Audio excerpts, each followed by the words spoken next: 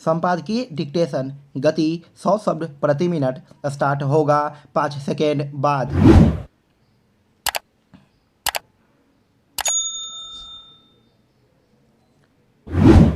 Start. Mahatma Gandhi अपने अनुभवों की मनोयात्रा में आवाजाही करते थे। यह बड़ा दिलचस्प है कि ऐसा करते हुए वह खुद अपनी परीक्षा भी करते रहते थे। उन्होंने अपनी गलतियों को स्वीकार करते हुए स्वयं को कई बार दंडित कर प्रायश्चित भी किया था। आत्मविमर्श का उनकी निजी जीवनचर्या में एक जरूरी स्थान था। वह अपने में दोष दर्शन भी बिना घबराए कर पाते थे।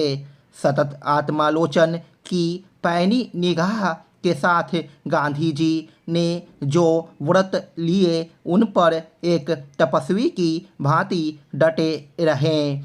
उपवास, मौन रहना, प्राकृतिक चिकित्सा, समाज सेवा और शारीरिक श्रम को चुनना उनका निजी फैसला था। दक्षिण अफ्रीका में सत्याग्रह के इतिहास के साथ इस अभ्यास का आरंभ हुआ था, जो हिंद स्वराज्य और सत्य के साथ प्रयोग के साथ आगे भी बढ़ता रहा। विभिन्न स्तरों पर रिश्तों को बनाना, बिगड़े हुए रिश्तों को सुधारना, सुलझाना और बन रहे रिश्तों को सुदृढ़ करना उनके निजी, राजनीतिक और सामाजिक जीवन का मुख्य उद्देश्य बना रहा। गांधी जी मानव संबंधों की उष्मा में ही रचनात्मकता का अवसर भी ढूंढते रहे।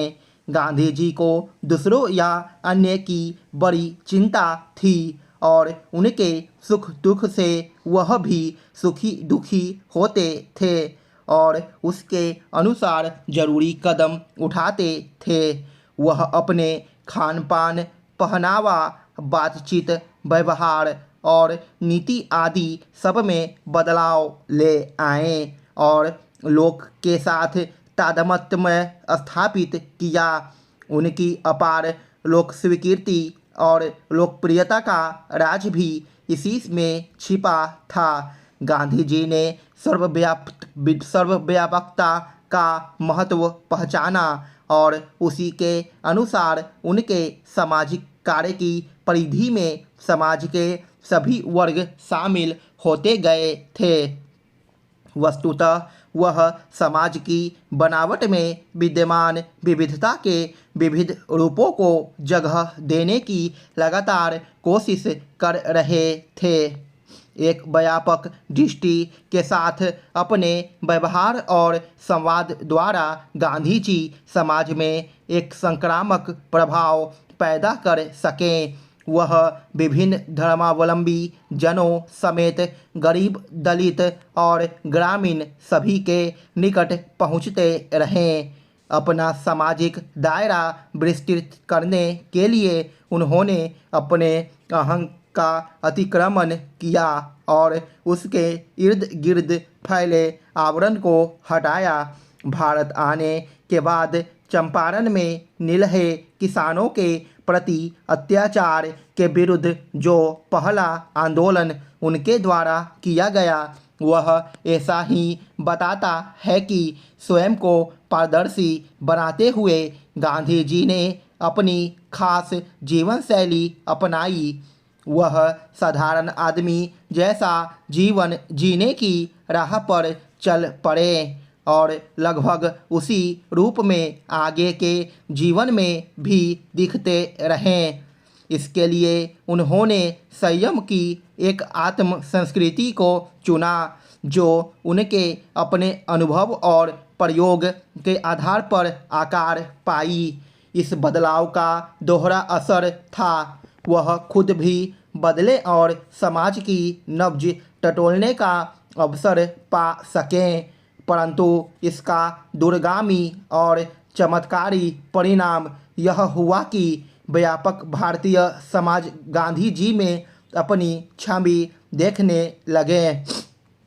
गांधी जी समाज से जुड़ने का कोई मौका नहीं छोड़ते थे।